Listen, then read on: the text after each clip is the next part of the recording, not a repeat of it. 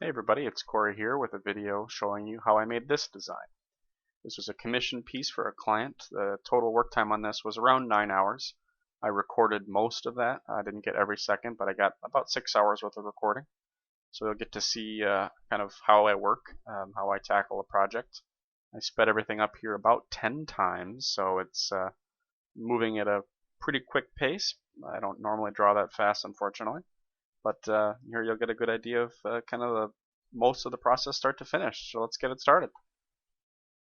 Okay, so the brief for this project was to come up with a wine label for this fantasy universe that the client has created. That's actually um, author Michael Sullivan. He is the author of, among others, the Rhaenyra books, which if you are a fantasy reader, I would highly, highly recommend. I'll put some links in the description below. You can take a look at those. Really, really, really enjoyable stuff.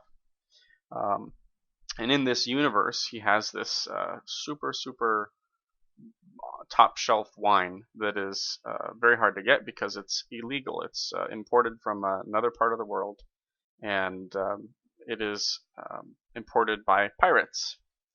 So it's got to have some kind of piratey type elements. He wanted a Tuscany type vineyard, which you can see I've got roughed in there. Maybe some kind of ocean cliffs you can see again down below. Another thing that we talked about was a masted sailing ship. All these elements that are a little bit piratey, but not the classic kind of tacky peg legs and parrots and stuff. He wanted something much more elegant to reflect this wine, which is, you know, very sophisticated. Here you can see I'm already on my second sketch. I generally move pretty quickly, not quite this quickly. Again, the video is sped up, but here I'm incorporating a kind of a tri-corner hat motif there with the top and bottom shapes.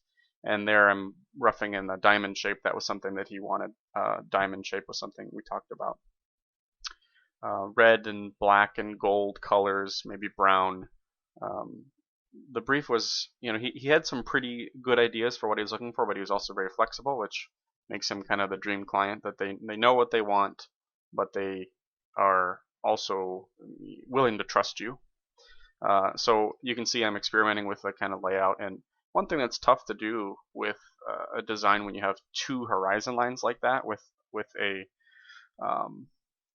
you know, with a landscape, with the Tuscan vineyard and then the ship, it's difficult to get the read the way you want it. It's difficult to get readers to look or viewers to look where you want them to look.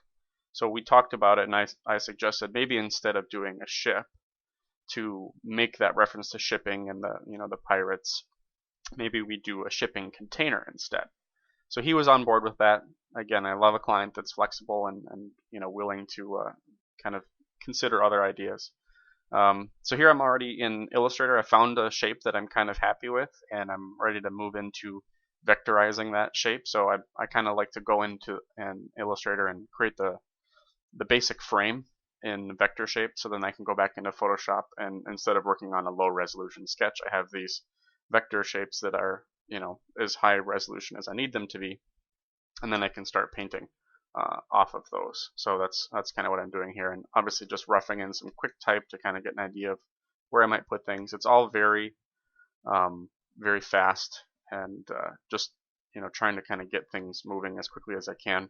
When you're working on a you know, on a timeline with a client, you don't want to waste their money, because, you know, they're paying you to get things done quickly. So it all something that moves quickly. Here, VS, Vanden Spice Company. That's a logo that I created. That's the company in the books that is this, you know, kind of pirate company that exports this wine from the Republic of Delgos, which is a kind of a southern country. So here I've already jumped. I've got the frame in Photoshop, and now I'm starting to sketch over top that in Photoshop.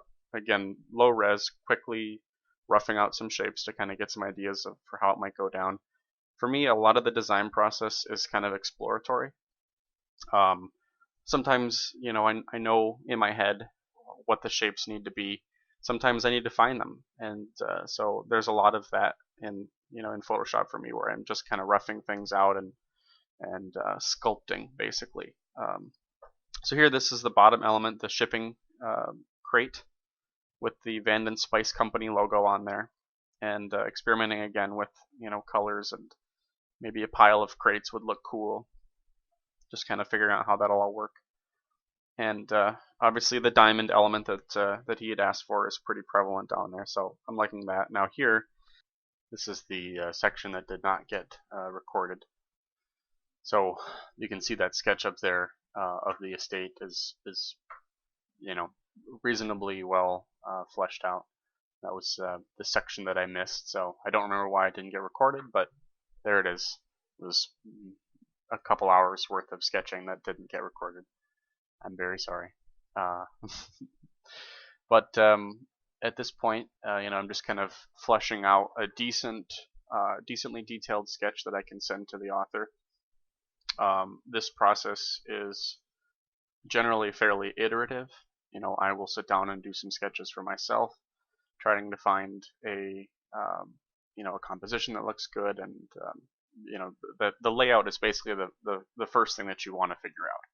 Can I get everything that the author or the client is looking for in the design? Can I get them all looking good? What's that process going to be?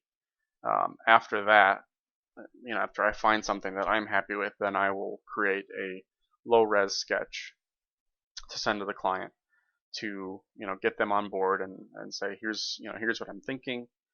It's usually a little bit rough. You don't want to spend 10 hours creating an initial sketch that maybe the client doesn't like, because that's a waste of everyone's time. So you can see actually there it jumped. That is now that's after the sketch that was sent to the client. That was another section that got missed for recording. But so you want to have a reasonably well detailed sketch that the client doesn't need to have to interpret much, that they can kind of get a good idea of what you're thinking. But you obviously don't want to spend so much time on it that if they don't like it, then that was colossal amount of time wasted. So it's a good balance, trying to find it's a good challenge anyway, trying to find that balance of what's enough detail that they can figure it out, but not so much that if they don't like it, you have wasted a ton of time. So at this point, the client has seen this sketch. You can see it flash out at the very, see the whole thing there once in a while. He likes it, and he said, "Go ahead and make this happen." So at this point, the actual process has only maybe been a few hours in, because the sketching process is so quick. You can make one tiny you spend 5 minutes on something and it's going to look totally different than it did 5 minutes previously. And that's, for me, one of the most fun parts of the process, because it doesn't take much to do a lot. And after you get to that, after you get past that stage, you get to what I've heard called the noodling, where you draw every single noodle, every single tiny detail, and the actual creation of the final artwork.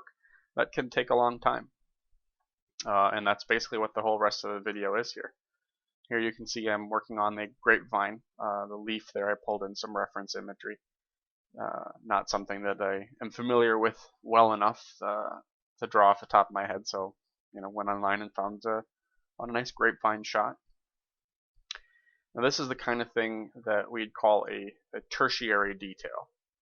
When you're working on any kind of design, really, whether you're painting a landscape or you're doing a logo or whatever, you have kind of a you want to help the viewer see things in the way that you want them to see them. So you want them to first, you have kind of a first, second, and third read. So the three things kind of where you would probably guide their view, their eyes.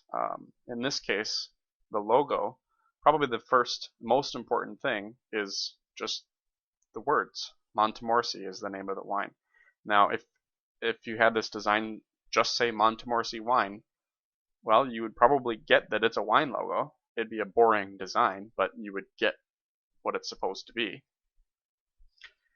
The secondary details would be things like the illustration of the estate and of the shipping crate. Those are extra details that sell more of the story and give you more of an idea of what this character is supposed to be. We look at the title, we know, okay, it's a wine logo. We look at the estate, we can say, okay, it's fancy.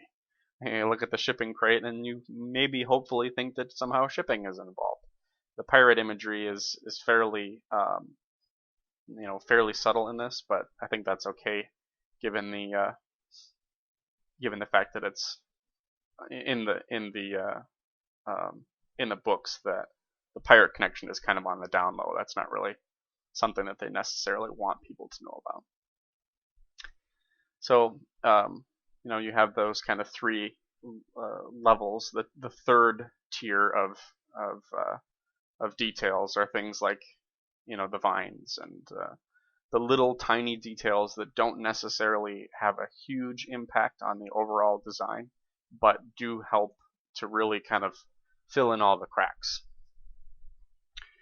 So that's you want that first, second, and third, where the first thing they see is the most important thing, and the second thing that people see should be the thing that reinforces that first idea, and then the third thing that people see should be something that just kind of helps add a little bit more detail and a little bit more to kind of fill in the rest of the design.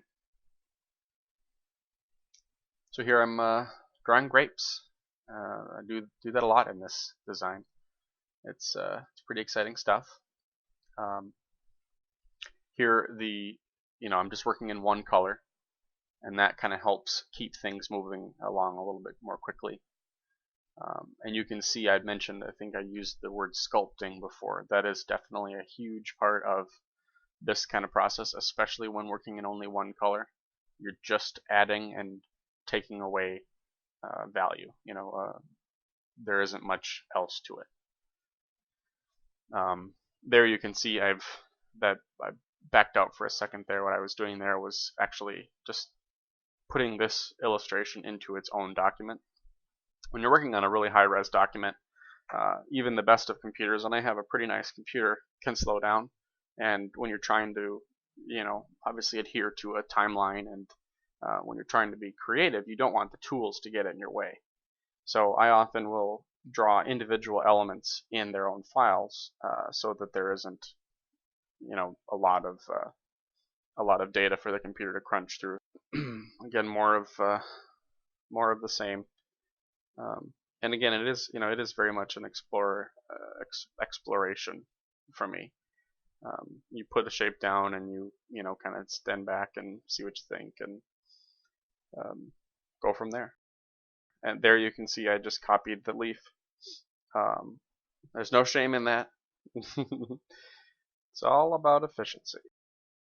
It's you've got this shape drawn. There again, the grape bunch. You've got the shape drawn. You're trying to do things as quickly as possible.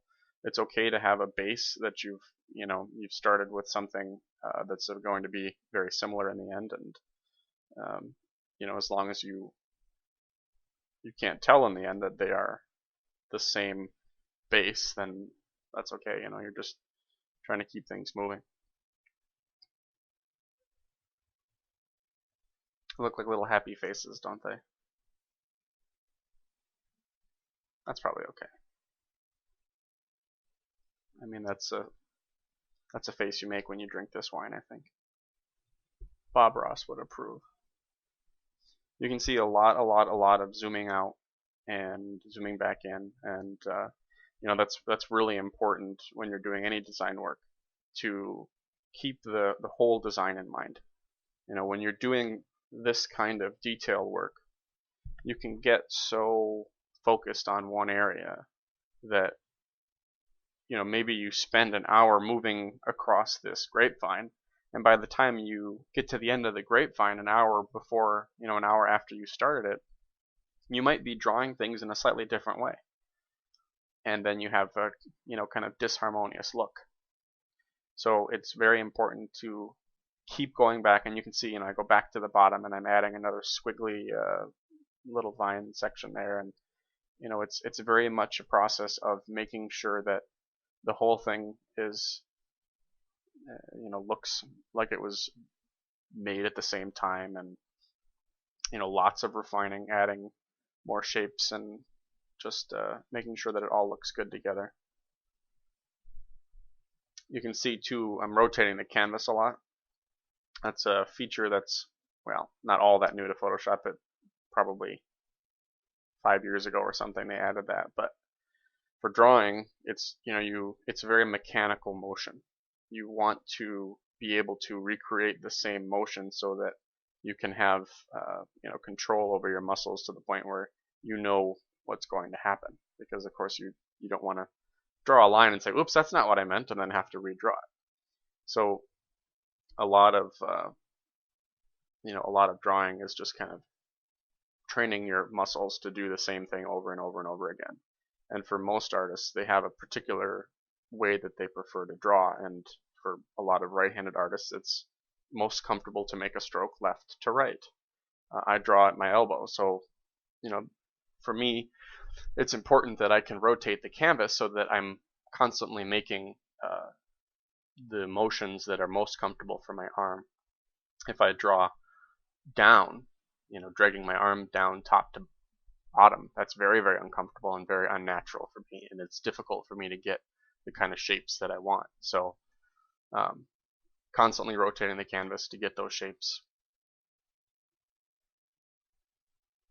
Drawing those squigglies is fun.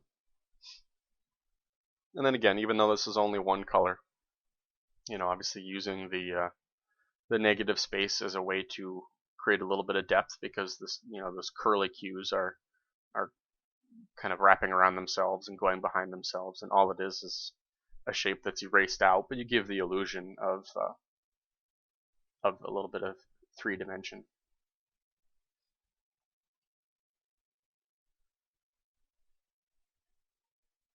Always refining. So here we're already at the top of the vine here, and you can see how rough the initial sketch is there, and obviously that's what this whole process is just going in and carving out what the initial sketch was. And it's much easier. When I was a kid, I remember trying to do the line art as the final thing from the start. And that's a pretty common way to learn how to draw. You want it to look as good as you can from the beginning, but that's a terrible way to do it, because it's very difficult, and also it's not very conducive to making a good design, because you want to kind of start at the foundation. You start with a sketch, and you haven't spent as much time, but you get a pretty good idea of what it could look like. And that's all part of the iterative process, where you are working on you start with something kind of rough, and you refine and you refine, and along the way you see things that probably should be changed. And that's the way to get the best out of your time, because it takes longer in the end, probably, because you are doing more versions of the same design, but obviously you get a better version in the end.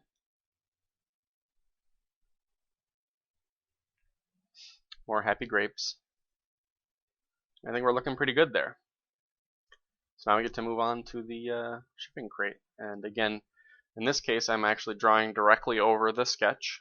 It depends. Sometimes I will draw on top of a sketch. I'll put the sketch on a layer in Photoshop and put that down to 20% opacity or something, and then I'll just redraw the design over that layer. Sometimes I will draw directly on it, which is what I'm doing here, and it really depends on the design. In this case, I wanted to kind of keep some of that rough, the origin of it. There you can see I'm measuring from the center of the design to make sure that my crate is even on either side. So keeping it, from the original sketch, I kind of keep some of that original rougher quality. And this is, a logo in a fantasy world. It should probably not be super, super computerized, super perfect. So everything is painted by hand to try to be a little bit more rougher on the edges. You can see like those nail holes. I could make those perfect circles with, literally the press of one button in Photoshop. But that's not the point. It's not supposed to be perfect. It's supposed to be painterly, and it's supposed to be a little bit lived in. I think for me, that's one of the things that I love about fantasy universes and Star Wars and stuff like that. Worlds that are lived in, that you can imagine that people are actually there. So I like to design in a similar way where the hand, that is to say the artist's hand, my illustration quality is reflects that there is a human there, and it's not all done digitally. Of course, I do a lot of the process digitally drawing here, but it's all painted by hand just the same. So after the super tedious vines, then it's on to the super tedious vineyard here. And here again, I'm painting directly over the sketch, which it was pretty rough, right? The initial sketch, and I wanted the final illustration just to again retain some of that kind of I don't know if rough is the right word, but unfiltered quality, something that looked again, part of that universe. Somebody actually drew this. It wasn't done by a computer. You can see with this, with the landscape, I've got 3 colors there. The vines, that tertiary detail were just one color, just the excuse me, the red, and then the shirt color, which is the black. Whereas in the estate illustration, the detail is supposed to be higher. It's supposed to be something that people are going to look at first. So there's a little bit more information there, which is, there's the middle tone, that gold, and then of course the black, the shirt color, and then the highlights. And the highlights allow me to push and pull a little bit. Obviously the sky is white. Have a little bit of fun there, keeping things looking interesting. Now again, by going directly over the sketch, that means sometimes I have to erase, and that can be kind of a pain in the butt. This may, in hindsight, may have been a sketch that would have been better to draw, to put the original sketch in a different layer and then draw over the top of it. But again, trying to keep that same kind of original flavor that at this point the rest of the sketch, or the rest of the design had. It's always a bad idea to design something one way for one part and another way for another part, because you're going to get a weird, very disharmonious image in the end.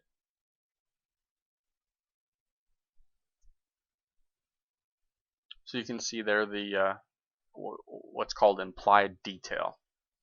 That's a very important thing with something like this. This manor, I guess, is made of stone, right? Well, I could sit and draw every single brick, and it would take forever. But more to the point, it would look really busy. You can see that shaded area there. There's a lot to look at, right? Because it's this kind of stripe. So it really catches your eye. You don't want to have all this detail in the entire thing. If you imagine every single brick, that is to say, brick drawn, or drick brawn, whatever you prefer. If you imagine every brick drawn on this house, it would be really, really busy, and it would be hard to look elsewhere. And that's all, again, part of leading the viewer's eye where you want them to go. You want them to keep moving around the design. So there are places where there are details that are implied, which is to say a couple of stones are drawn here and there in a way that you can probably infer, okay, well, this is a house built of stone, but it's not necessarily every single stone drawn. So on the tower there, some shade lines that follow the contour of the tower. So is it shade or is it stone? It's both. It's, whatever the viewer interprets, but the idea is it should be both. You're carving out some windows, and again using some perspective lines there. This door on this house took a long time. Well, not a long time, I guess, but it took me a few revisions to get it to where I was happy with the design of the door. You can see I'm plopping in another version here, and I think I do one more version yet. I don't remember. Maybe that's the final. But again, it's all about refining and reinforcing the reed. This element is going to be the vineyard and estate illustration is a pretty important part of the design in terms of the detail. So that's obviously going to take a little bit more work. The trees, these kind of cypressy trees, again, basing it off of kind of a Tuscany type vibe. The client didn't have a ton of specifics that he wanted for the look. He sent me some images of some illustrations of kind of estates. And when you think of a vineyard, at least for me, I often think of these, rolling Tuscan hills and the cypress trees. So that was something that I really wanted to get in there.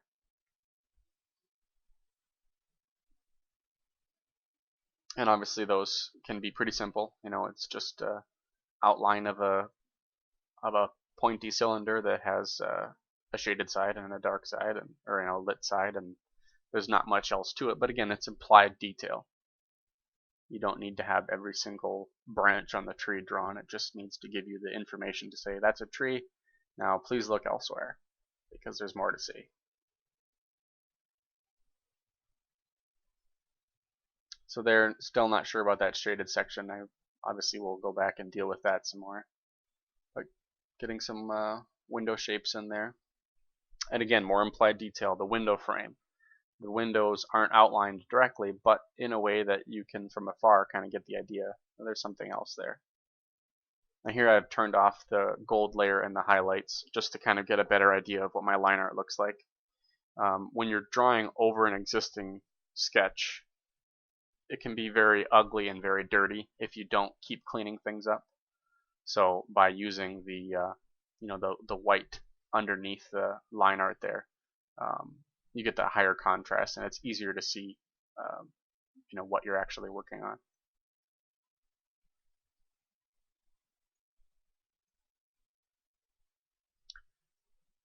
More of the same. The shaded areas there, you can see I'm using just some kind of simple cross hatching. That's with a one color design. There's not room for half tones. There's not room for a shadowed color. This was something we were doing as simply as possible in terms of the amount of colors used. So that's kind of part of the fun is how do you get the most out of the design with the fewest amount of colors.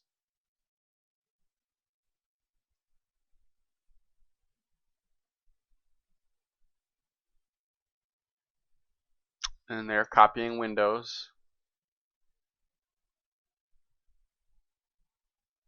trying to keep things moving as quickly as possible. Now the actual dormers I can't copy because those obviously change in perspective, but the face of the window itself I can reuse, and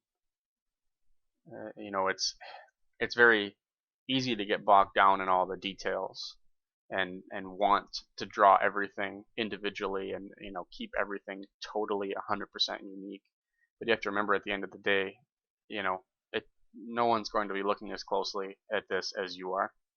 And this house, this entire illustration of this vineyard scene with the house and with the rolling hills and with the actual vineyard isn't ever going to be much bigger than someone's fist on a t-shirt. So it's important as a designer to try to kind of remember how it's going to look in the end. Right now you're zoomed in at 200% and you're seeing all these tiny details that maybe aren't exactly the way you want them to be, but when you see this thing in the end, the way everyone's going to see it, they're not going to see those things. So it's okay to take a window and copy it over as long as you make sure to change some of the details so that it doesn't look like the exact same window. And of course you got to fix your perspective. And there, instead of having to draw a dozen windows, I drew one window and then reused it, fixed perspective, moving on. There's more work to do. So the clouds are quite simply just reversed out of the sky, just erased the white to reveal the gold. And the clouds in there are reinforcing the perspective lines. Just kind of keeping that perspective look.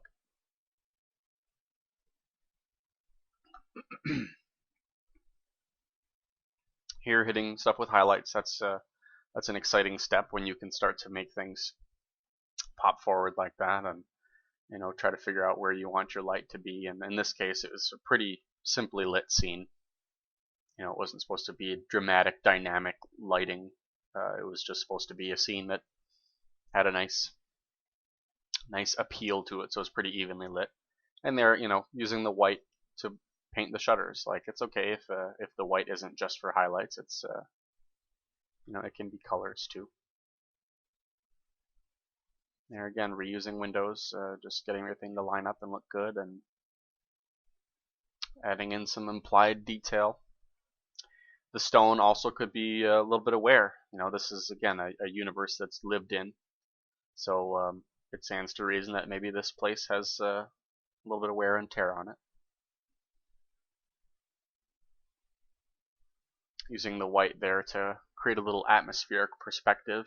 As you look at things further away, they take on more of the color of the sky. So mountains that are in the very distant background usually look blue because they have taken on that much more of the atmosphere. So by making the mountains back there a little bit whiter, it pushes them further back instead of them having the exact same gold tone of the building. So at this point, illustration is kind of heading there. You can see there's a little bit of the illustration down below, the title there, and I actually end up taking that out because it's just kind of a weird disconnect. Doesn't really work well, but I'm pretty happy with the illustration at this point. There's still a lot of rough caliber to it, but there you can see the before and after. It's looking a lot better. And again, this is supposed to be rough. It's not going to be super, super refined. But as a whole, it's looking pretty good. And like I said, any of the little bit of rough stuff is either not going to be seen at the actual print res, or more likely it won't even get picked up by the printer. So even getting in pretty close here, you can see it's pretty well refined, and again, not digital looking, but has some nice shapes going on, and nice balance between refined shapes and a little bit more hand drawn. The client liked it, so that's a pretty important thing, and I had a lot of fun working on this one. I hope you enjoyed the video here. Thank you for watching. I hope you learned something, and go buy these books because they're awesome. And then you can buy the shirt too. Thanks again for watching.